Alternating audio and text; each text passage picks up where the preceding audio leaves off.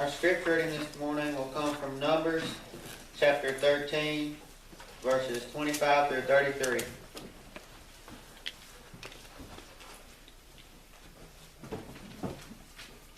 When they returned from spying out the land at the end of 40 days, they proceeded to come to Moses and Aaron and to all the congregation of the sons of Israel in the wilderness of Paran at Kadesh. And they brought back word to them and to all the congregation and showed them the fruit of the land. Thus they told him and said, "We went into the land where you sent us, and it certainly does flow with milk and honey, and this is its fruit. Nevertheless, the people who live in the land are strong, and the cities are fortified and very large. And moreover, we saw the descendants of Anak there. Amalek is living in the land of the Negev, and the Hittites and the Jebusites and the Amorites are living in the hill country, and the Canaanites are living by the sea and by the side of the Jordan." Then Caleb quieted the people before Moses and said, "We should by all means go up and take possession of it, for we will surely overcome it." But the man who had gone up with him said, "We are not able to go up against the people, for they are too strong for us." So they gave out to the sons of Israel a bad report of the land which they had spied out, saying, "The land through which we have gone, its inhabitants and all the people whom we saw in it are men of great size. There we also saw Nephilim, the sons of Anak, a part of Nephilim, and we became like grasshoppers in our own sight, and so we were in their sight."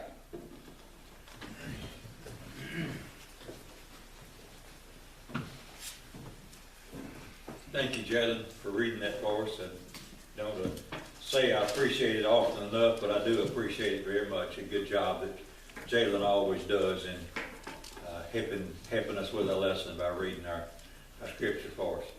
In the scripture that he just read, of course, is from Numbers chapter 13. And we read there the report of the 12 spies, the report that they gave after they had gone and reviewed the land of Canaan, just as Moses had told them to do. They were gone for 40 days. And when they came back, I guess if they were talking in modern language, they would say, "I've got good news and I've got bad news." The good news is the land does flow with milk and honey, like the Lord said. And here is the proof of it. Here's some grapes and some pomegranates. Here's some fruit of that great land that we just spied out. That's the good news. But the bad news is we cannot take that land. We just can't do it. The inhabitants of the land were giants. They had walled cities, and they made us look like grasshoppers. You ever heard the expression, the grasshopper complex? Well, I assume that's where that saying came from, is from this text here. And the report they gave was very discouraging to the people of Israel. Look down in verse 14.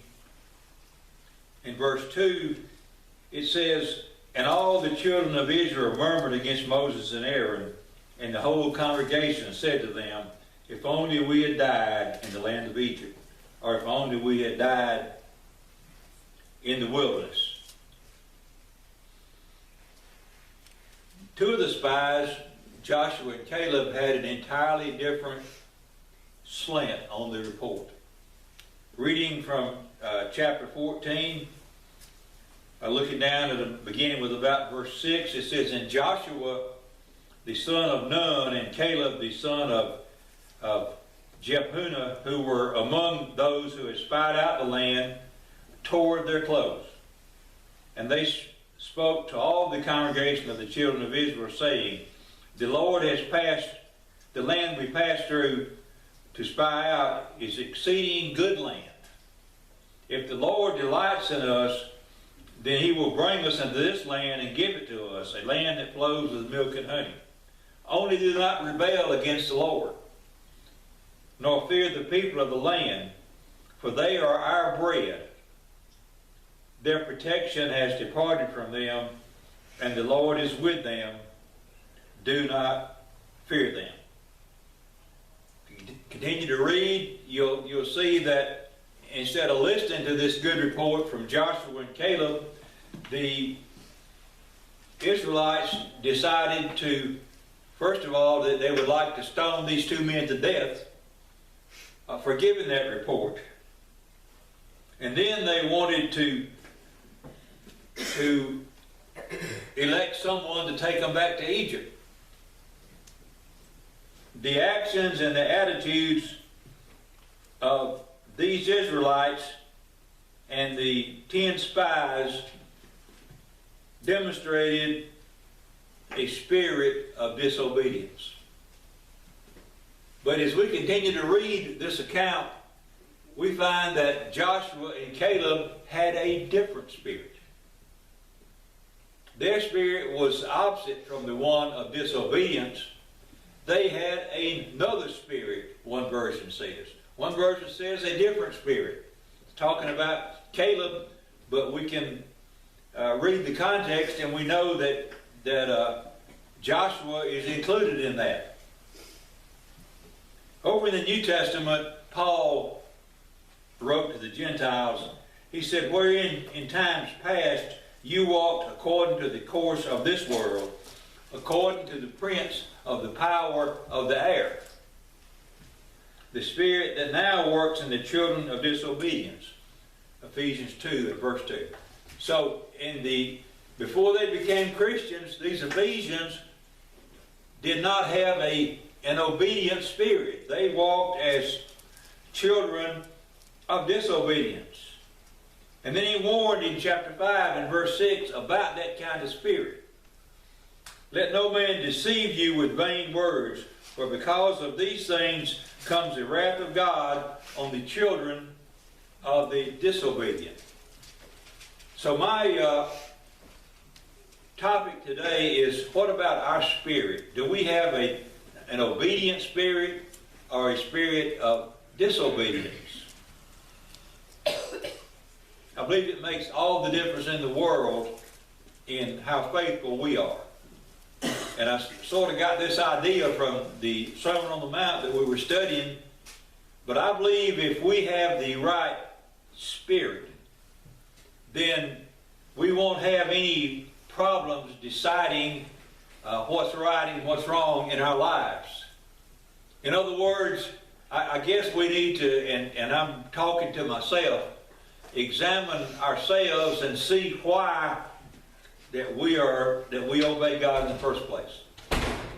And I maintain that I believe with all my heart that we need to obey God because He told us to. But that, brethren, cannot be the only reason. We have to have a different reason than that to obey God. And we can learn this from these two men, Joshua and Caleb. Israel, as you know, was made to wander in the wilderness 1 year for every day that these spies were gone. 40 years. And that's how the 40 years came about. That was God's punishment, 1 year for every day. And all those who were 20 years of old and upward that left the land of Egypt had their carcasses fall in the wilderness. Every one of them died except Joshua and Caleb. Why didn't they die? They had a different spirit. Verse 14 of Numbers, or chapter Numbers 14:24. Hope I get this mouth fixed before too long. And hope nobody tells me it's about time you had your mouth operated on. But my servant Caleb, because he had another spirit with him, has followed me fully. Him will I bring into the land wherein he went, and his seed shall possess it. Numbers 14. and verse 24. So I guess the main point of this lesson today, and I hope that I can bring it across in the way that I want to, and the way that I hope it can help you in the way that has helped me to understand a little bit more about this subject. Obedience to God requires more than outward mechanical acts. I've known of soldiers in my life that a soldier has to perform the commands that are given him. But I've known many soldiers who didn't want to do it. They didn't think it was the right thing to do, but they did it. In fact, those of us that have held jobs and worked in the public sector know that sometimes your boss tells you things to do that you don't want to do. My boss told me to do something one time, and I didn't want to do it, but he said you better do it. So I did it. His boss called me and said, "Did you do that?" I said, "Yes, sir." He said, "Don't do it again." I said, "Yes, sir, I will." You're talking to the wrong man. If you don't want me to do it again, you talk to my boss. Because I didn't want to do it, but he was the boss. So we might do exactly what we're told to do, but hate every minute of it and hate all that's involved in it. But as long as we carry it out, then it's okay with our superior. But obedience to God is not like that. Obedience to God involves much more than that. And as we already know, that obedience to our God must come from the heart. Romans 6, beginning with verse 16, says, "Know ye not that to whom you yield yourselves servants who obey, his servants you are in whom you obey, whether of sin unto death, or of obedience unto righteousness, but God be thanked, that ye were the servants of sin, but have obeyed from the heart that form of doctrine."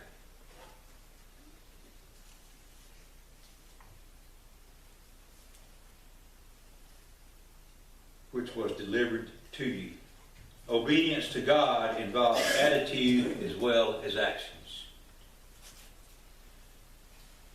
So we learn that when we worship, in our worship service, as we're doing today, the heart is involved. We can't just show up here because of Hebrews 10:25 and expect that to please God. There's also John 4 and verse 24 to be considered. God is a spirit, and they that worship him must worship him in spirit and in truth. So the heart is involved in our worship service. The heart is involved also in living the righteous life outside of worship.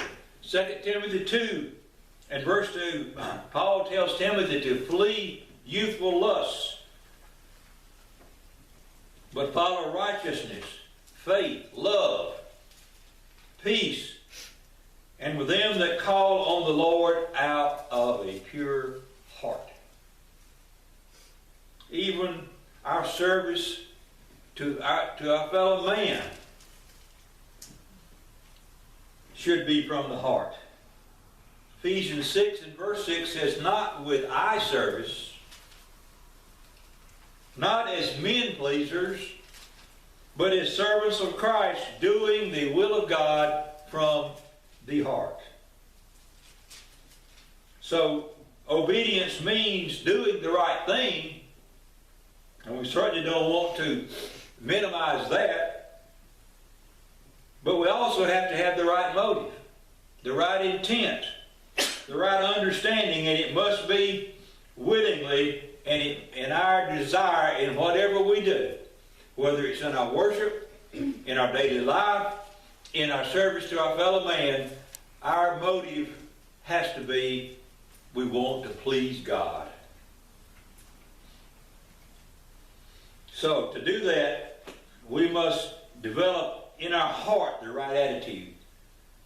toward the commands of God and possess an obedient spirit. So, do I have an obedient spirit? How can I know? I might say, well, I don't know whether I do or not. Sometimes I do, but maybe sometimes I don't. Well, we can find out what the marks of an obedient spirit is. And we can do it in this case by taking a closer look at Joshua and Caleb in the events that happened so long ago. And they'll help us see what is this different spirit that these two men had. What is the obedient spirit that we must all have and display? Well, let's look at in the next few minutes about a few character traits of these great men. Having an obedient spirit, having that different spirit involves, first of all, humility, submission, and self-denial. And those three things, I believe, go hand in hand. Can't have one without the other. The proud person, the one that has the proud look that God says he hates, not the person, but he hates the look, Proverbs chapter 6, is that person that never bows to the will of another. Have you known people like that? People who will never ever be in subjection or bow to the will of anyone else, will not do it for God.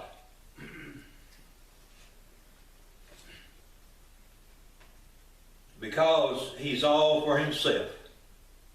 He's all about having it his own way. I'm glad that Joshua and Caleb didn't have that attitude. This is the attitude they had. Philippians 2.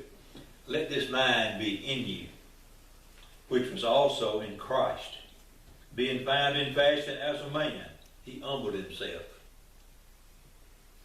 even obedient unto death, even the death of the cross.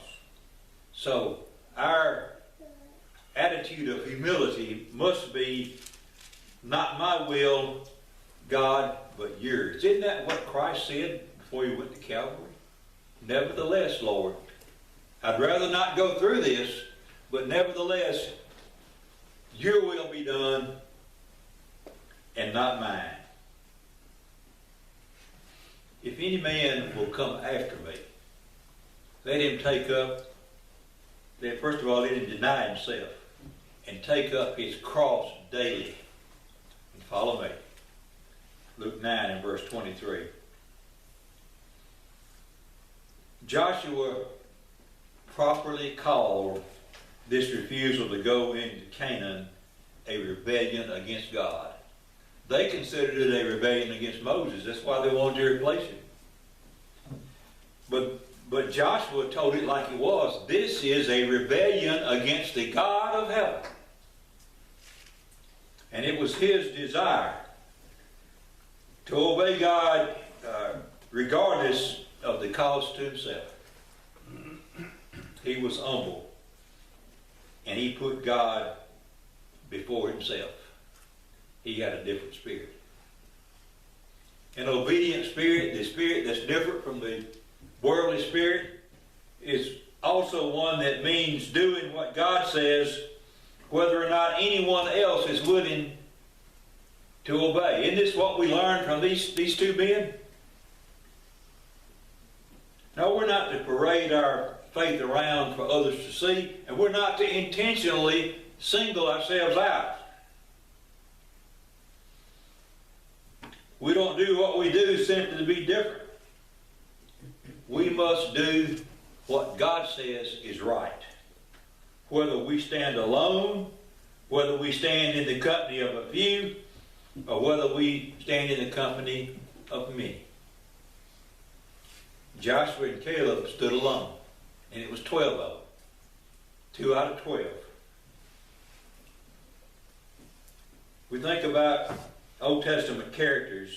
You think about how Daniel stood alone. He stood alone when they told him to don't you dare obey God rather than man. Daniel prayed anyway. What about Moses? And nearly every other faithful servant of God that we read about in the Bible, at some time or another, had to stand alone.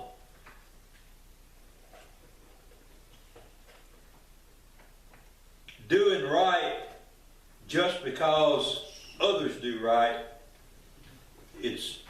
that's not a bad thing. Because we have to follow good examples.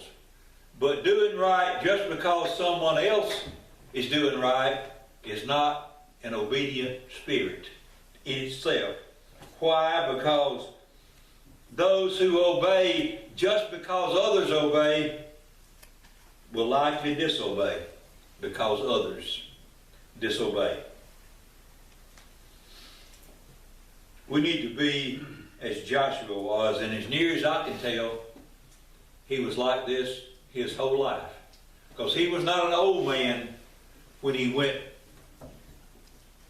and searched out the land. But Joshua was an old man when he said, "Choose you this day whom you'll serve. But as for me and my house, we will serve the Lord." So that was the attitude that Joshua had his whole life. And the best that we can read about Caleb also. Have you ever heard someone say that they were baptized because their husband or their wife wanted them to be? I have. You probably have too.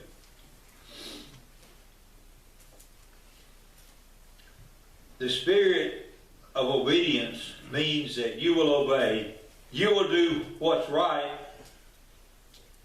even if nobody else does. And it's a good attitude to want to please your husband or wife, but we have to please God.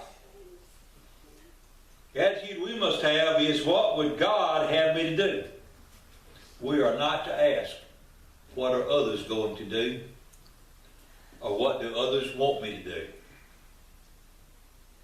Oh, it's true that it's easier to do right when others do right.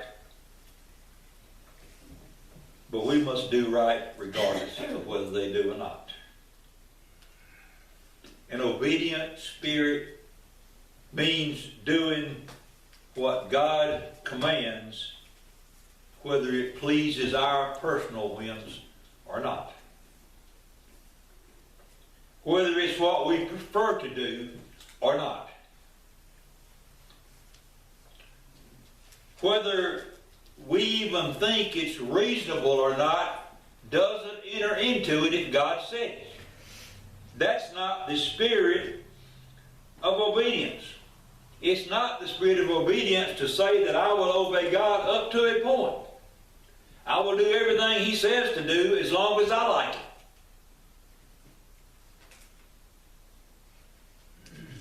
We have to be sure of this, and I believe this, brethren, with all my heart, and I pray that I'll believe this to my dying breath. Every divine directive, every divine command is given for my good. And it's given for your good. Even if we cannot see, we should obey nonetheless. I don't see why I must do this or that. So what? I've had many people tell me they just can't understand what baptism is all about. Well, the Bible teaches what baptism is all about. We can understand that. And I'm not one that'll ever preach and say, I don't know why God said be baptized. I know why. It's to reach the blood of Jesus. It's to emulate His death, burial, and resurrection. If we have the spirit of obedience, we'll obey whether we agree with it or not. Cain could have argued that he didn't like the directive to offer the sacrifice that he was offered. He might have saved his life. There are those who did have the attitude that they don't like the directive, so they're not going to do it. They'd have it about here. What about Joshua? Does it make any sense to march around the walls? That was a long way around the city. Jericho was a big city. And they had to march around it, if my math is correct, 13 times. Once a day for 6 days, and then 7 times. The 7th day. Naaman could have quibbled about the way that he was told to get rid of his leprosy. In fact, he did. But he came to his senses. But if we to obey just when it suits me or you is not true obedience. Why? Because that would make man a judge of which of God's commands are good and which are not. And that would put man before God. And I don't want to stand before my Father on Judgment Day with that on my soul. We've heard the story, I know, many times of the 3 sons who were told to go out and plant grain in 3 different fields by their father. To go plant corn, to go plant barley in another field, and go to the 3rd field and plant wheat. Well, they liked the idea of those first 2. And they went out and did it. But they thought that oats would be better in the 3rd, and that's what they did. How many times did they obey their father? 2 out of 3? None out of 3. They always acted as they saw fit, and that is not the spirit of Joshua and Caleb. That's not the spirit of obedience. Another thing that the spirit of obedience teaches us, it does not allow for doing the least amount that we can do in the service of God. Some people seem to feel that they can get by with doing as little as possible. Some will not do one thing more than they feel like they have to do. Let me ask you something. What if most of you are parents?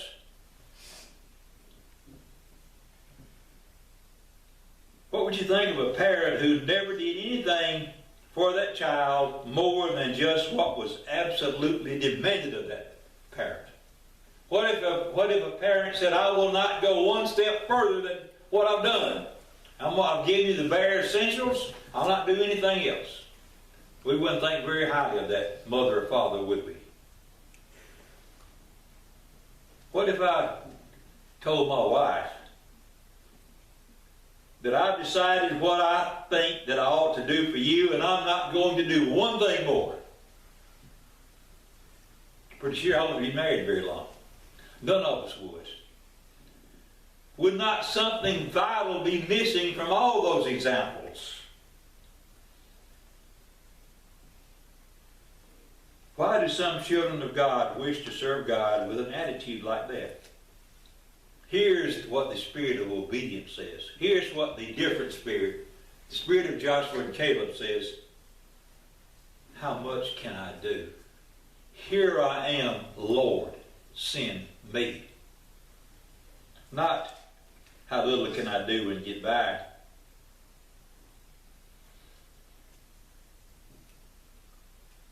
Asking such questions as that is how many times can I miss service? How little can I give? How little can I do in the work of the church?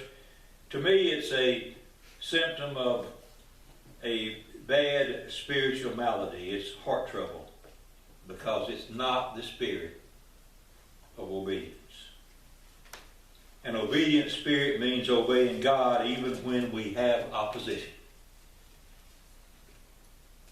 We're going to meet opposition, even persecution, from time to time.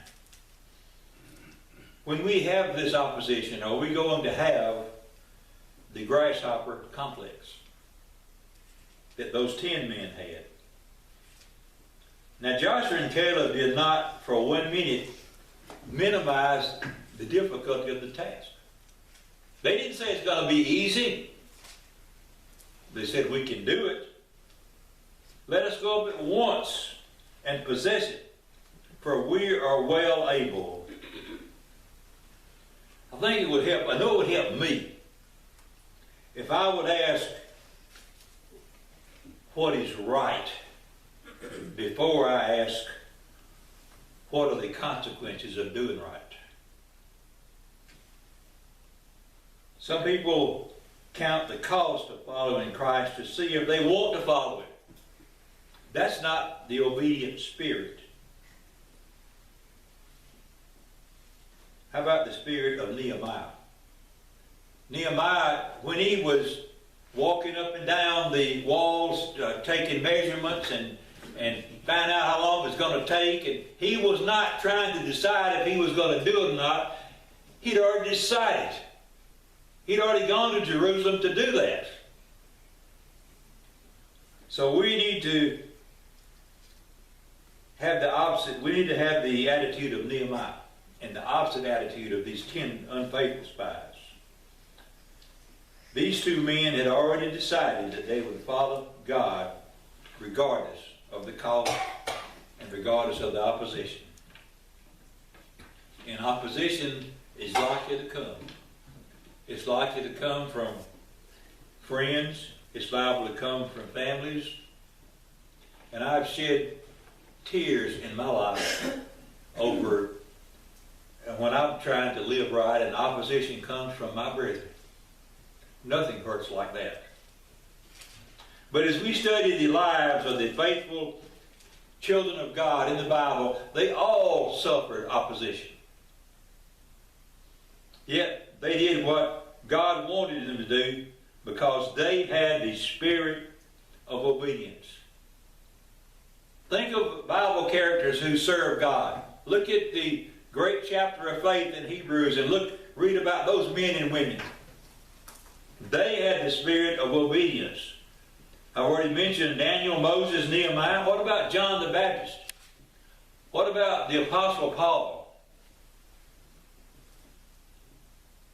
And finally, the spirit of obedience says, I will obey God because I love Him.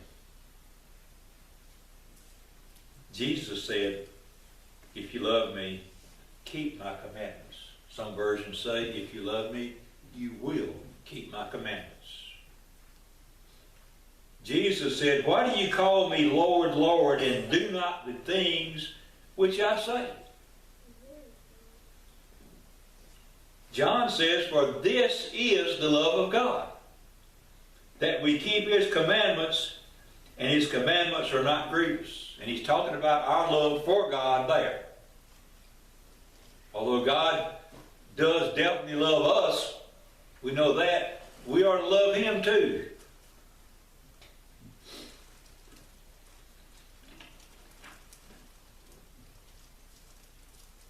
In my neighborhood where I live, we have a lot of geese out at that little lake. And they're always in the road. And every time they're in the road, I blow my horn at them. And when I do that, I think about the bumper sticker that I used to see a lot that says, honk if you love Jesus. Brethren, I can tell you with all my heart, that is probably my second least favorite bumper sticker that I've ever seen. My least favorite is God is my co-pilot. If God is the co-pilot, brethren, who's the pilot?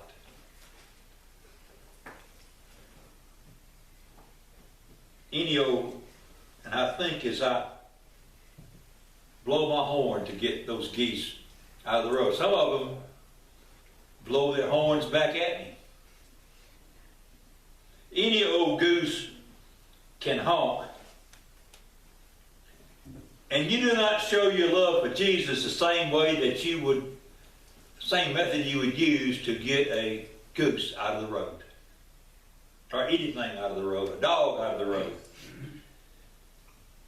We don't show our love for Jesus by such trivia as that and such nonsense as that.